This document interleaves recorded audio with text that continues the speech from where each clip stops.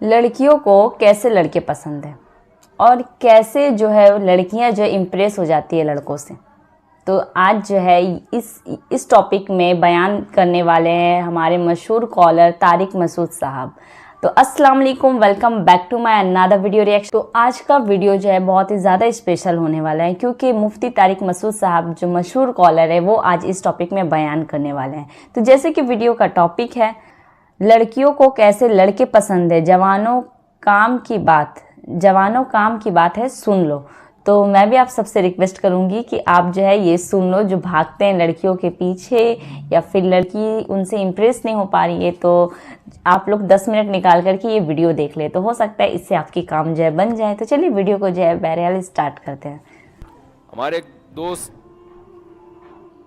अपना पुराना वाकया बयान करते थे कि मुझे हार्ट अटैक हुआ, कहीं जवानी में हो गया, अल्लाह ने उनको ज़िंदगी दी, सेहत दी, तौबा भी हो गई अल्हम्दुलिल्लाह, नेक परहेजगार हैं। अगर बयान सुने तो काइंडली माइंड ना करें, किसी को क्या पता कि आपकी बात हो रही है, मुझे पता है, आपको पता है, यानी उनसे कह रहा हूँ जो सुनेंगे, हो सकता है वो कभी सुन भी लेते हैं, लोग कहते हैं यार हमारा किस्सा सुना दिया। तो भाई आपको पता है, मुझे पता है, पब्लिक को क्या पता, ये आपका किस्सा है। वो अटैक भी इश्क में हुआ उनको ना, जवानी में हार्ट अटैक इश्क मुआशके के नतीजे में ही होता है। कम उम्री में जब मिस गैदरिंग का माहौल हो ना, तो ये इश्क मुआशके बहुत होते हैं और इसकी वजह से डिप्रेशन बहुत होती है। ये हमारा लिबरल तबका तो आज़ादी चाहता है ना, आज़ादी। ये आज़ादी असल में मर्द और औरत के इख्तिलात में नहीं है, इनको एक दूसरे से दूर करने में है। दोनों के जहन सुकून में रहेगा। आपने क्लास में साथ बिठा दिया, दफ्तरों में साथ बिठा दिया, आंख मटक्के होंगे, मुआशके होंगे। जब इश्क की तकमील नहीं होती तो डिप्रेशन की तरफ जाता है इंसान, और ये डिप्रेशन बहुत ज़्यादा होती है। तो वो भी कहीं आंख मटक्का था उनका, फिर दोस्ती हो गई, फिर डेटें लगना शुरू हो गई, फिर शादी की बातें शुरू हो गई। इसी दौरान ये जॉबलेस हो गए। जैसे ही जॉबलेस हुए तो लड़की टाटा करके आई बात समझ में। गरीब आदमी से लड़कियों को कम से कम इश्क नहीं होता, ये खूब समझ लो। ये तो मेरा किसी लोगों ने मीम्स भी बना दी थी उस पर, क्या आप लोग डंड पेल रहे हैं जिम में जाके। जिम में मैं लड़कों को देखता हूँ ना, वो जाके ये बॉडी बना रहे हैं, ये कर रहे हैं, वो कर रहे हैं। तो बाज़ लड़कों का, सबका नहीं, बाज़ का ख्याल होता तो सबका, लेकिन चलो हम बाज़ का कर लेते हैं। कोई ऐसा ना वो बोले मुफ्ती साहब आप यार ये कैसी बातें कर रहे हो, लेकिन बाज़ों का ख्याल होता है कि इस बॉडी को देख के लड़कियां हम पे मरेंगी। इस बॉडी को देख के जब हम जाएंगे ना, वो टी शर्ट पहन के और रोड लाइनर लिखेंगे इसके ऊपर और हटो बच्चों लिख देंगे पीछे, तो ये इससे लड़कियां बड़ी मुतासिर होंगी, यार क्या चाल है, क्या स्टाइल है, होती हैं मुतासिर। लेकिन अगर आपकी पैंट में पैसे नहीं है तो बिल्कुल भी मुतासिर नहीं होंगी। नहीं होंगी। एक खातून की शादी हुई, उसने मुझे खुद बताया, हमारी ही कोई रिलेटिव थी, वो खातून बहुत खूबसूरत थी, उनकी शादी हो गई जिस बंदे से, तो बाद में तलाक हो गई, पता नहीं क्या मसला हुआ। तो वो मेरे पास केस आया, तो वो किस्सा सुना रही थी, बास खवातीन के अल्फाज भी कह रहे हैं, जब इनसे शादी हुई ना, लोग कह रहे थे लंगूर की बगल में हूर। लोग ये तबसरा कर रहे थे दूल्हा दुल्हन को कि लंगूर की बगल में हूर बैठी हुई है। औरतें बहुत तेज होती हैं।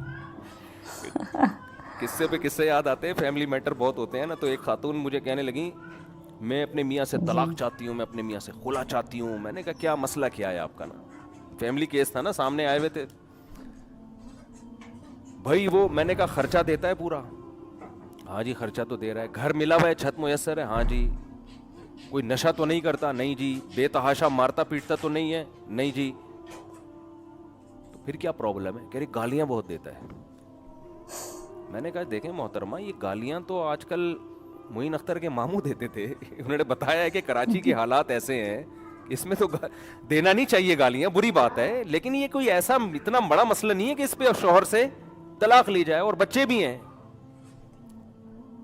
100% दुरुस्त दुनिया में कोई नहीं होता, कुछ ना कुछ फॉल्ट हर एक में होता है। तो जो मुझे हंसी आई ना जिस बात पे, वो ये आई, मैंने कहा कितनी गालियां दे देते हैं।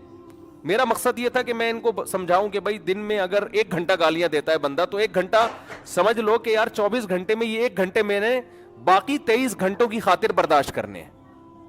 भाई बाकी जो फायदे शौहर से हो रहे हैं, नान नफका मिल रहा है, बच्चे स्कूल जा रहे हैं, स्कूल की फीसेस हो रही हैं, बच्चों को बाप मिला हुआ है, अलैदगी में तो बाप या मां से महरूम हो जाएंगे वो। پھر آپ کو فیملی ملی ہوئی ہے, ساری عزتیں ملی ہوئی ہیں, آپ میرڈ خاتون کہلاتی ہیں, کہیں بھی جاتی ہیں آپ کی جو فرینڈس ہیں بولتے ہیں بھائی یہ شادی شدہ خاتون ہے, ان کے ہسبینڈ ہے, ہسبینڈ بھی کوئی مکھنچو نہیں ہے, فٹ فاٹ ہے, سب کچھ سیٹ چل رہا ہے. تو صرف گالیاں اگر ہیں تو ان کے شوہر کو تو میں یہ نہیں کہتا, شوہر کو تو کہتا ہے یار گالیاں اپنی ڈکشنری سے نکالو, لیکن عورت کو تو گھر جوڑنے کی ترغیب دی جائے گی نا کہ یار 100% صحیح گھر کوئی بھی نہیں ہوتا.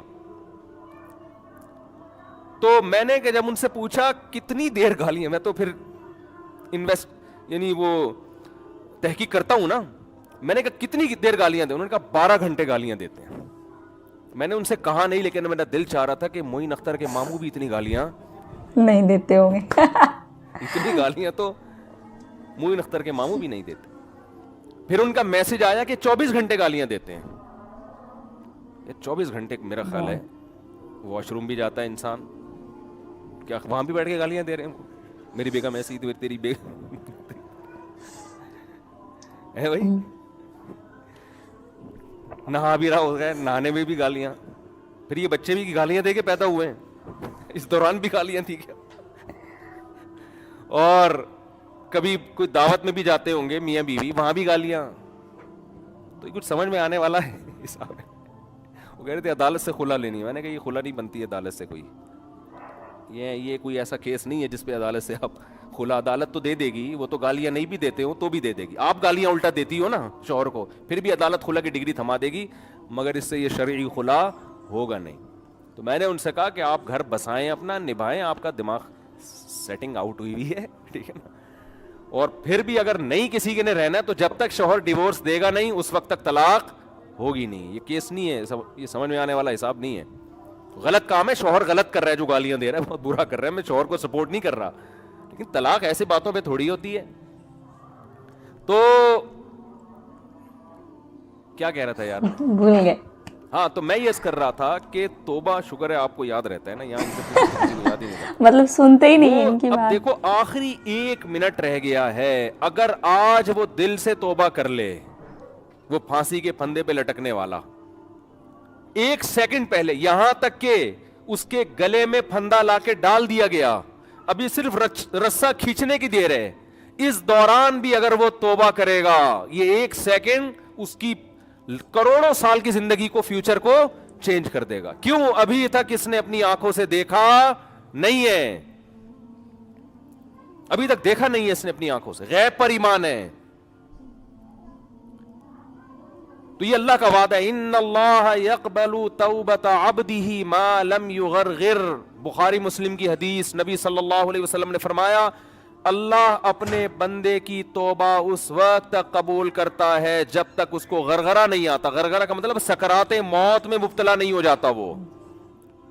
ہاں جب اس کو ہینگ کیا گیا اور اس کی روح نکلنا شروع ہوئی, اور پھر اس نے برزخ کی زندگی اپنی آنکھوں سے دیکھ لی, اس نے دیکھ لیا کہ قرآن جو کہتا تھا کہ برے لوگوں کی روح, برے فرشتے سے مراد وہ فرشتے جو اللہ نے سزا دینے کے لیے متعین, فرشتہ تو برا نہیں ہوتا, وہ فرشتے جو خوفناک فرشتے ہیں وہ برے لوگوں کی روح قبض کرتے ہیں. جب یہ فرشتے اپنی آنکھوں سے دیکھ لے گا, اس کے بعد قرآن کہتا ہے کہ اب توبہ تو دور کی بات, زمین اور آسمان کی دولت بھی اگر خرچ کر دے گا, وعدہ کرے گا اللہ مجھے مہلت دے دے, میں پوری زمین آسمان کی دولت خرچ کرنے کے لیے تیار ہوں.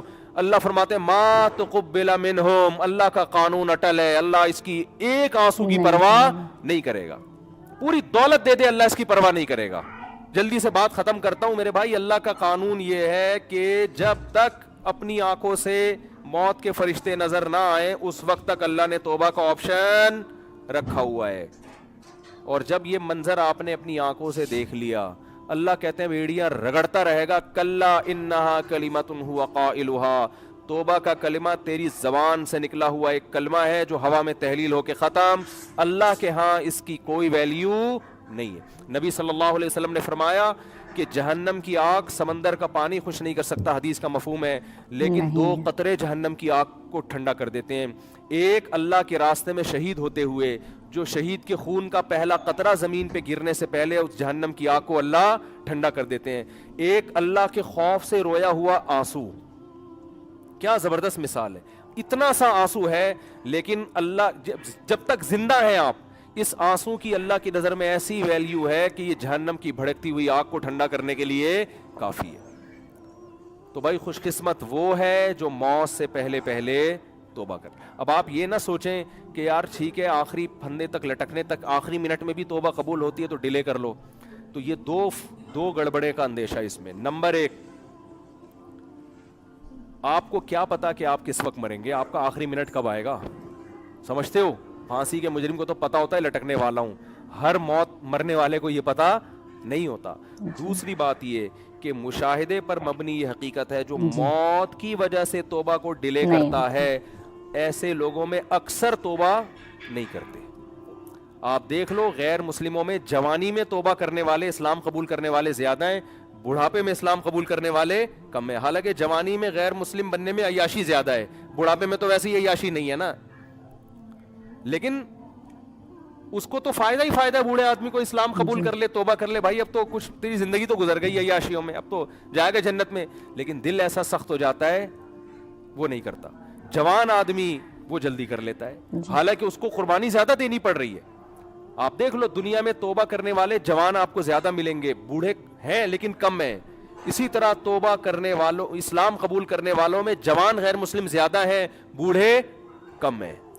تو اس لیے کبھی بھی اس حماقت پہ توبہ کو ڈیلے نہیں کرنا چاہیے کہ مہلت تو اللہ نے دی ہوئی ہے. اور دوسری بات, جتنی جلدی توبہ کرو گے خیر اور برکتیں اتنی زیادہ ہوں گی, آپ نیکیاں زیادہ کما لو. ٹھیک ہے کوئی غیر مسلم آخری وقت میں مسلمان ہو رہا ہے, توبہ کر رہا ہے, گناہ معاف ہو گئے, لیکن نیکیوں کا موقع اس کو بہرحال, ٹھیک ہے اللہ اس کو جنت میں داخل کر دیں گے, لیکن وہ زیادہ اونچے درجات تک نہیں جا سکتا. وجہ اس کی یہ کہ اس کے اعمال میں وہ اتنی خیریں ہیں نہیں کہ جو شخص زندگی بھر اپنے اعمال میں خیر ڈالتا رہا, تو آج آپ توبہ کریں گے آپ کے پاس پوری زندگی خیر پھیلانے کے لیے, اپنے اعمال میں نیکیاں جمع کرنے کے لیے. ڈیلے کریں گے تو آپ کے پاس نیکیاں کمانے کا ٹائم کم رہے گا. اللہ تعالیٰ سے دعا ہے اللہ تعالیٰ ہمیں جلد سے جلد سچی توبہ کی توفیق عطا فرمائے. وما علینا الا البلاغ. تو گائز کچھ یہ تھا میرا ریئیکشن طارق مسعود صاحب کی اسپیچز میں, جو کہ ایک بہت بڑے مشہور کالر ہے, اور آپ سب جو ہے ان کے ویڈیو کو کافی حد تک پسند کرتے ہو, اور جب بھی میں نے ان کی ویڈیو پہ ریئیکشن دیا ہے تو آپ لوگوں کا کافی اچھا رسپانس آیا ہے. تو اس لیے میں نے آپ لوگوں کے لیے سوچا کہ ان کی ایک اور ویڈیو ہے جہاں پہ کچھ اچھے میسیجز مل سکتے ہیں ہمارے نوجوانوں کو, تو جس کے لیے میں نے یہ ویڈیو بنایا, ریئیکشن بنایا. تو آئی ہوپ آپ لوگوں کو پسند آیا ہوگا اور ان کی باتیں جو ہے آپ لوگ سمجھ چکے ہوں گے. تو اب ایسے آپ سب کی کیا رائے ان کی ویڈیو دیکھنے کے بعد, اپنی رائے جو ہے ضرور کمنٹ سیکشن میں میرے ساتھ شیئر کریے گا, کیونکہ کمنٹ باکس آپ کا ہے اور آپ اس میں دل کھول کر کے ساری باتیں جو ہے میرے ساتھ شیئر کر سکتے ہو, اور کافی لوگوں کو جو ہے میں ایسی رپلائی دیتی رہتی ہوں. تو بس اجازت دیجیے ایک نئے ویڈیو ریئیکشن کے لیے. اللہ حافظ, دعا میں ضرور یاد رکھیے گا. Bye bye.